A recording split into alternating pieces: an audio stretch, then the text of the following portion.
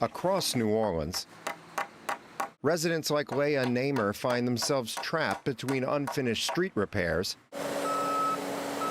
and roads that have been impassable for decades, which made the findings of our exclusive investigation last year all the more infuriating.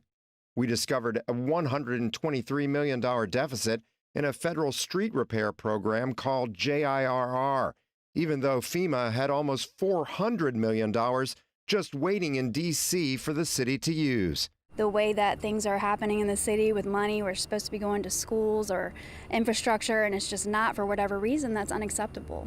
In December, Helena Moreno knew this meant she would be facing a mess when she took office as mayor. Ever since we saw your story on JIRR, obviously myself and other members of the council became very concerned. But now, after 1 month as mayor, Moreno is even more concerned. Even those who have been working on the budget and in finance for quite some time in the city have such a lack of understanding of what the city's real financial position is.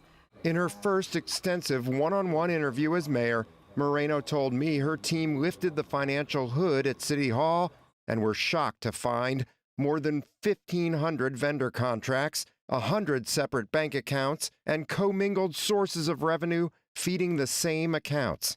To come in as the CEO of the city and not to be able to fully understand what my position is right now, like where am I right now, is unbelievable to me. To not be able to understand what all these 100 bank accounts are or what's really in them and where it came from is unreal. The new mayor says the state legislative auditor and staff from Hancock Whitney Bank are loaning their expertise to clean up the accounting. I am not afraid to ask for help, and no doubt about it, we need help. The first step to fix it? Centralized contracting and grants management, rather than each department having its own procurement and grants offices.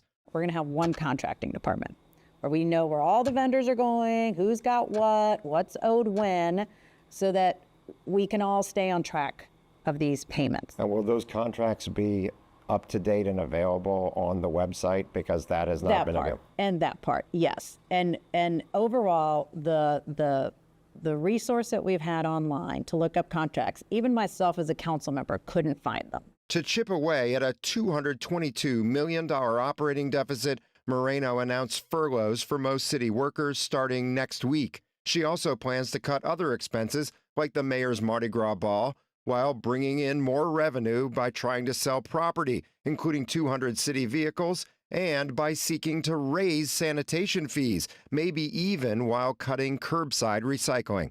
The sanitation fee has not been raised since 2011.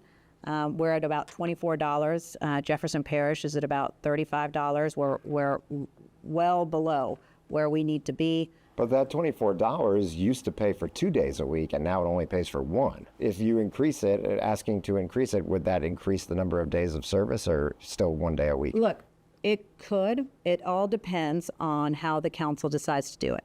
But by diving into the financial details, Moreno says she and her team have already found some missing money, like $2.8 million left over from 2018, when Entergy paid a $5 million fine for paying actors to lobby the city council for a new power plant, now available to get lights working on the high-rise again. The council's like, oh my gosh, let's go light everything up. And more than $7 million from 2019 and 2024 bond funds, now available to hire 50 new employees to maintain streets. Because it's wild to think you have 7-year-old money that was sitting there. Sitting there. So you're not feeling overwhelmed a month in? Every day, I just take it day by day. Every day, we take it as it comes. Every day, we chip away at the issues. Every day, we work to find solutions. Every day, we work to build. David Hammer, WWL, Louisiana.